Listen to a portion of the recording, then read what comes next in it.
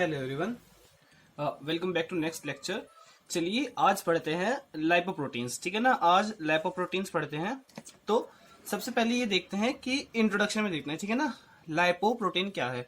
जब कल आपको या फिर प्रीवियस लेक्चर में जब आपको बताया था कि लाइपोप्रोटीन्स क्या है, ये ऐसे लिपिड्स हैं जो किसी अदर मॉलिक्यूल के साथ कॉम्प्लेक्स्ड हो गए हैं। ठीक है ना, ऐसे लिपिड्स अदर के साथ कॉम्प्लेक्स्ड हो गए हैं। अब हमें देखना है, सबसे पहले कोई भी स्ट्रक्चर देखने से पहले हम बायोलॉजी में ये देखते हैं, बायोलॉजी मतलब सॉरी बायोकेमिस्ट्री में हम ये देखते हैं कि वो स्ट्रक्चर बन क्यों रहा है। ठीक है ना, वो स्ट्रक्चर क्यों बन रहा है। तो लिपिड पार्ट आपको कैसे आता था, लिपिड पार्ट आपका नॉन पोलर था, लिपिड पार्ट नॉन पोलर था, प्रोटीन पार्ट आपका पोलर था। ठीक है ना, तो अब कैसा है कि इसको क्यों बनाया, सोचिए कि लिपिड पार्ट नॉन पोलर है, प्रोटीन पार्ट आपका पोलर है, तो लिपिड पार्ट आपका नॉन पोलर होता है, ब्लड आपका पोलर होता है ना। अब ठीक है, अब जैसे मैं कोई फूड इनटेक कर रहा हूँ, मैं फूड में अपने triglycerides, phospholipids, cholesterol cholesterol fatty acid वगैरह मैं ये सब इनटेक कर रहा हूँ। लेकिन ये सब कैसे हैं, ये सब के सब नॉन पोलर हैं। मुझे इनको कहाँ करना है, मुझे इनको कैसे भी करके ब्लड में एंटर कराना है। तो ब्लड में एंटर कराने के लिए मुझको इनको पोलर बनाना होगा, और वो पोलैरिटी मुझे कैसे मिल पाएगी, जब मैं इनको लाइपोप्रोटीन्स में कन्वर्ट करूंगा। ठीक है ना, तो इसीलिए मैंने इनको लाइपोप्रोटीन में कन्वर्ट करा, ताकि ब्लड में ये डिजोल्व हो सके। क्योंकि वो फ्रेश सुना होगा ना आपने, लाइक डिजोल्व लाइक, है ना, कि पोलर में पोलर ही घुल पाएगा, नॉन पोलर में नॉन पोलर ही घुल पाएगा। तो इस वजह से, है ना, इसी वजह से हमने क्या करा, इनको डिसॉल्व करने के लिए हमने इनको नॉन पोलर से पोलर बनवाया, प्रोटीन से। अब देखिए इसका स्ट्रक्चर ऐसा होगा कि अंदर जो लिपिड पार्ट होगा वो तो कोर में प्रेजेंट होगा, लिपिड पार्ट है कोर में प्रेजेंट होगा, और जो इसकी पेरिफेरी होगी, पेरिफेरी पे क्या प्रेजेंट होगा, आपका प्रोटीन पार्ट। प्रोटीन का पार्ट कहाँ प्रेजेंट होगा, पेरिफेरी पे प्रोटीन। क्यों, क्योंकि प्रोटीन आपका पोलर है। ठीक है ना, अब अब इसके बाद आपको लिपिड्स बहुत तरह के देखने, ये बहुत तरह के देखने हैं कि लाइपोप्रोटीन्स क्या होते हैं, सॉरी लाइपोप्रोटीन्स के टाइप कौन कौन से होते हैं। लेकिन उससे पहले एक बात जानेंगे कि बार बार रट्टा मारने से अच्छा एक बात समझेंगे कि जो भी पोलर पार्ट होगा, अगर वो प्रोटीन का हो चाहे वो लिपिड का भी कोई थोड़ा सा अगर पोलर पार्ट हो, तो वो आपका पेरिफेरी प्रेजेंट होगा, non polar part centre present होगा कोर में। जैसे एग्जांपल लेते हैं phospholipid.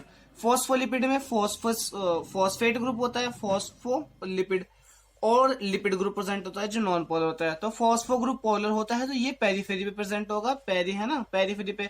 Lipid part non polar होता है तो ये कोर में प्रेजेंट होगा। ये बात सभी के लिए होगी। कोलेस्टेरॉल, कोलेस्ट मतलब फैटी चेन, ये कोर में होगी। ऑल मतलब अल्कोहल, ये आपका पेरिफेरी पे होगा।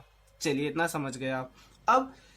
अब इनकी अल्ट्रा सेंट्रिफिकेशन के बेस पर, मतलब इनकी डेंसिटी के बेस पर बेसिकली, और इनके इलेक्ट्रोफोरेटिक पैटर्न के बेस पर 6 तरह के हमें लाइपोप्रोटीन्स पढ़ने हैं। 6 तरह के, ठीक है ना, 6 तरह के कौन कौन से है, वो 6 तरह के पढ़ने हैं बेसिकली। बहुत सारे तरह के हैं वो, अभी एक एक करके बताएंगे। जैसे काइलोमाइक्रोन, फिर काइलोमाइक्रोन रेमनेंट, ठीक है ना, ऐसे ही फिर VLDL, very low density lipoprotein, फिर वीएलडीएल पढ़ने, फिर पढ़ने वीएलडीएल रेमनेंट, ये यहां से आया। ठीक है ना, फिर पढ़ने आपको एलडीएल, और एलडीएल के बाद फाइनली एसडीएल। 6 तरह के पढ़ने हैं। चलिए अब एक छोटा सा बता देते हैं, एक ट्रिक फॉर्मूला बताते हैं आपको कि जैसे सोचे मेरे पास ये है, मेरे पास है ये किस बेस पे अलग अलग कैटेगरी में डिफरेंशिएट हुए, अपनी डेंसिटी के बेस पर। ठीक है ना, जिसका मास सबसे ज्यादा होगा, डेंसिटी मास बाय वॉल्यूम होती है, मास सबसे जिसका ज्यादा होगा, जिसका मास सबसे ज्यादा उसकी डेंसिटी सबसे ज्यादा। ठीक है ना, जिसका मास सबसे ज्यादा था वो मास क्यों ज्यादा था, क्योंकि उसका साइज सबसे ज्यादा था। ठीक है, directly size directly proportional to mass, mass directly proportional to density, density directly proportional to TG content. ठीक है ना, टीजी कंटेंट क्या है, ट्राइग्लिसराइड कितना ज्यादा होगा, TG content inversely proportional to protein content, ठीक है ना। बस एक ये छोटी सी बात याद रखनी है आपको। अब देखो साइज सबसे बड़ा किसका है, काइलोमाइक्रोन का, तो प्रोटीन कंटेंट सबसे कम होगा इसके अंदर। सबसे साइज छोटा किसका है, एसडीएल का, लेकिन प्रोटीन कंटेंट हाईएस्ट होगा। बेसिक खत्म हो गया बिल्कुल। ठीक है ना, चलिए अब काइलोमाइक्रोन से शुरू करते हैं। एक सेकेंड,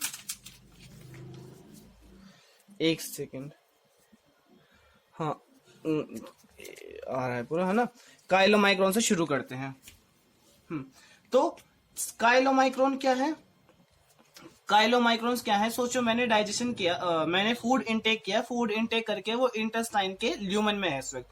ये मेरी इंटेस्टाइन है, एक सेकेंड, इंटेस्टाइन के ल्यूमन में यहाँ पे फूड है, ये इंटेस्टाइन का ये ल्यूमन है, यहाँ पे फूड है। फूड में मैंने क्या लिया? मैंने ट्राइग्लिसराइड्स भी लिए, मैंने कोलेस्ट्रॉल भी लिया। बेसिकली हम लिया तो सब कुछ है, लेकिन है ना, खाया सब कुछ है हमने अपने उसमें फूड में, लेकिन हमें जो बेसिकली जो मेन फोकस करना है अभी, हमें प्रोटीन उस पे लिपिड वाले पार्ट पे करना है। फैटी एसिड लिए और साथ में फॉस्फोलिपिड्स भी लिए। लेकिन क्या हुआ कि ये सब कैसे हुए? ये सब डिफ्यूजन करके ये सब अंदर आ गए, डिफ्यूजन करके अंदर आ गए, ठीक है ना। Triglycerides plus fatty acid. अब यहाँ पे ये इंटेस्टाइन के ल्यूमन की बात हो रही है, इंटेस्टाइन के ल्यूमन की। यहाँ पे इन्होंने क्या करा? कंबाइन होकर एक स्ट्रक्चर बना दिया, जिसको हमने क्या बोला? ये ग्लिसरॉल है, सॉरी, ये यहाँ पे सीधा ट्राइग्लिसराइड नहीं है, यहाँ पे ये ग्लिसरॉल है, ठीक है ना। ये ट्राइग्लिसराइड नहीं, सीधा यहाँ पे ग्लिसरॉल आया पहले।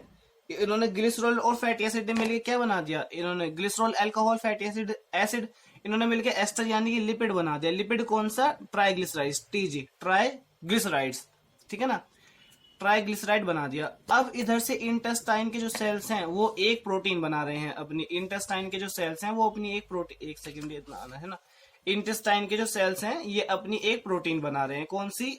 ApoB48। इन दोनों ने मिलके क्या करा? इन दोनों ने मिलके ट्राइग्लिसराइड्स को सेंटर में रखा, खुद प्रोटीन आई पेरिफेरी पर, और स्ट्रक्चर बना दी। ये ApoB48 है, इस स्ट्रक्चर को हमने क्या बोला? काइलोमाइक्रोन, ठीक है ना। ये जो स्ट्रक्चर बनती है इसको काइलोमाइक्रोन कहते हैं। लेकिन ये सब अभी कहाँ हो रहा है? ये सब इंटेस्टाइन के ल्यूमन के अंदर हो रहा है, ठीक है ना, ल्यूमन के अंदर था। अब इंटेस्टाइन के ल्यूमन से, अब इंटेस्टाइन का जो सोचो ये ल्यूमन था, अब यहां से इसके इधर के, इसके जो इस साइड है, यहाँ पे ब्लड है, ये एक सेकेंड, है ना, यहाँ पे ब्लड है। अब ब्लड के अंदर टीजी और ये जो काइलोमाइक्रोन है, अब ये इजीली आ सकते हैं, क्योंकि अब ये पोलर बन चुके हैं, अब ये पोलर बन चुके हैं, तो अब ये बेसिकली यहाँ आ सकते हैं। अब जैसे ये अंदर आए, इधर से सोचिए ब्लड वेसल है, ये यहां से ट्रेवल कर रहा था ऐसे, इसके अंदर ट्राइग्लिसराइड्स के अंदर आपके जो ग्लिसरॉल फैटी एसिड है वो भी है और कोलेस्ट्रॉल भी है, लेकिन कोलेस्ट्रॉल कम है। ये ऐसे ट्रेवल कर रहे हैं, सोचो यहाँ पे धीरे धीरे ट्रेवल कर रहे हैं। लेकिन यहाँ पे क्या है? यहाँ पे एंडोथीलियम होती है ना, एंडोथीलियम पता है क्या होता है? ब्लड वेसल्स के सेल्स होते हैं, इनके बीच में एक एंजाइम होता है, इनके बीच में एक एंजाइम है यहाँ पे, लाइपोप्रोटीन लाइपेज, ठीक है ना, लाइपोप्रोटीन लाइपेज है। तो कुछ और है ना, कुछ आगे की जो है, आगे की आपकी ये है, आगे की जो आपकी ये लाइपोप्रोटीन्स है, यही कुछ ऐसी वो बनाएंगी, कुछ ऐसे फैक्टर्स रिलीज करेंगी जो इस लाइपोप्रोटीन लाइपेज को क्या करेंगे? एक्टिवेट कर देंगे, जो इस लाइपोप्रोटीन लाइपेज को क्या करेंगे? एक्टिवेट कर देंगे, ठीक है ना। इस लाइपोप्रोटीन लाइपेज के एक्टिवेट करने से क्या होगा कि ये इसको जो काइलोमाइक्रोन्स है इसको तोड़ता चला जाएगा, तोड़ेगा तो इसमें से क्या होगा? इसमें से आपके ग्लिसरॉल और फैटी एसिड निकलते रहेंगे, ये आपके पेरिफेरल टिश्यूज को मिलते रहेंगे। जैसे क्यों मिलेंगे? क्योंकि यहाँ पे ग्लिसरॉल है, फैटी एसिड है, सोचो इनमें कोलेस्ट्रॉल वगैरह भी है। कोलेस्ट्रॉल क्यों चाहिए होता है पेरिफेरल टिश्यूज को? स्टेरॉइड हार्मोन बनाने के लिए, फ्लूइडिटी मेंटेन करने के लिए। मेम्ब्रेन में प्रेजेंट होता है ना कोलेस्ट्रॉल, और साथ में क्या? और साथ में कोलेस्ट्रॉल से क्या बनेगा? विटामिन डी बनेगा, ठीक है ना। तो स्किन के पास पहुंचाना है ताकि विटामिन डी बन सके। चलिए ये सब होगा। तो अब सोचो धीरे धीरे इसका क्या होगा? इसका ऐसे करके थोड़ा सा यहाँ पे इसने दे दिए, थोड़ा सा यहाँ पे दे दिए, थोड़ा सा यहाँ पे दे दिए, ये काइलोमाइक्रोन है, ठीक है ना, काइलोमाइक्रोन।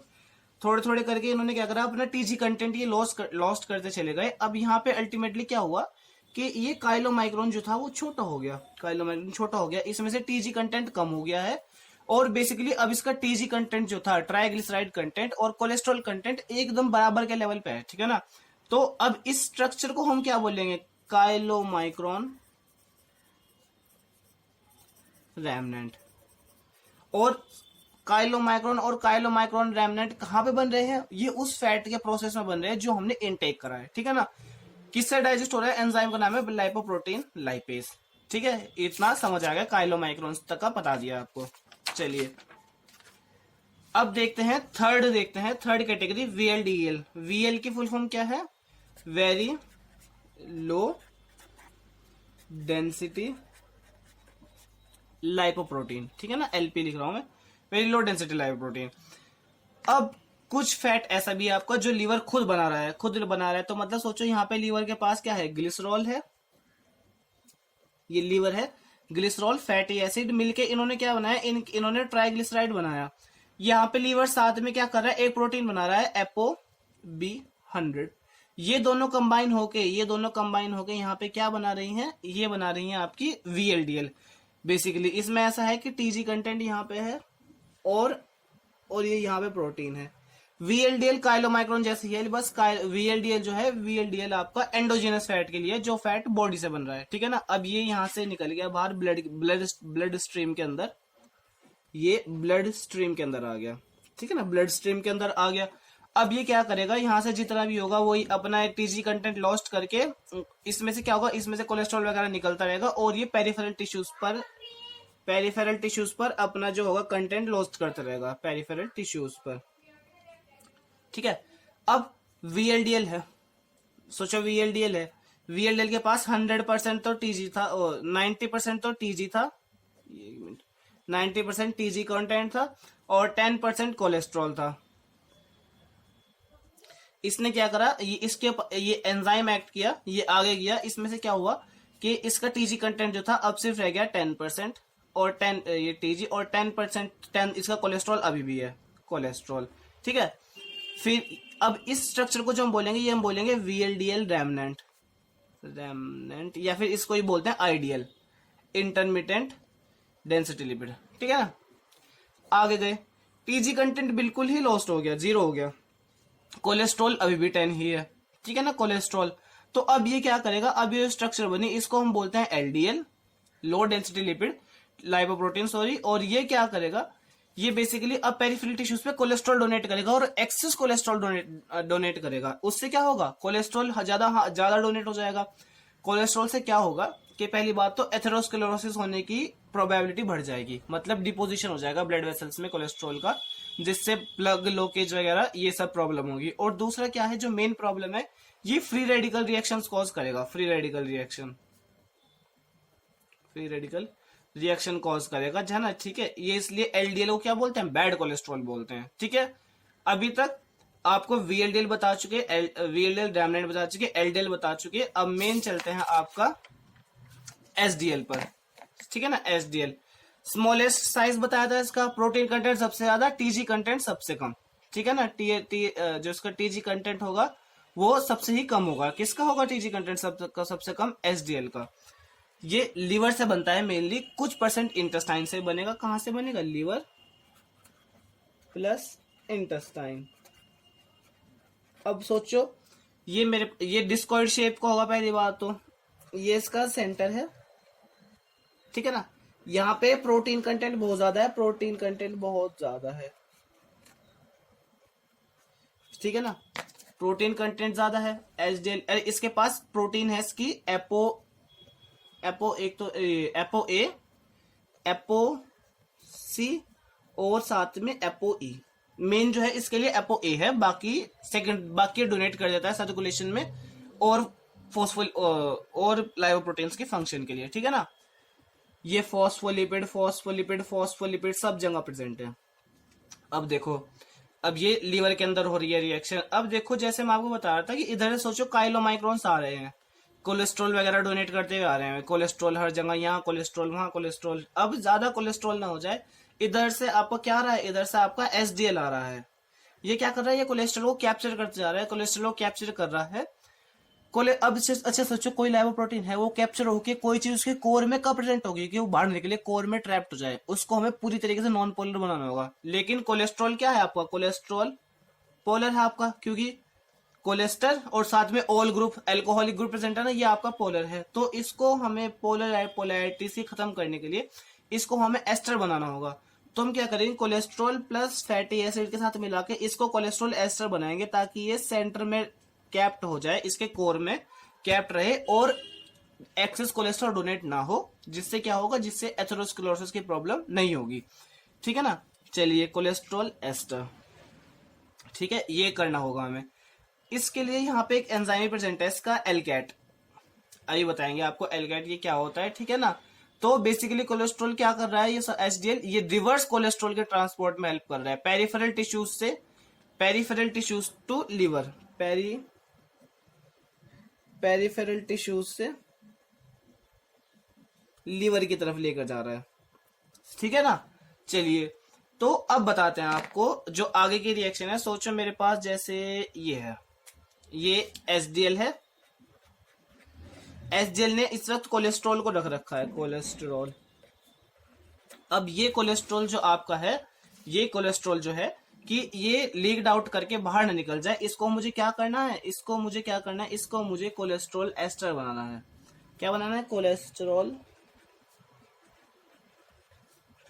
एस्टर।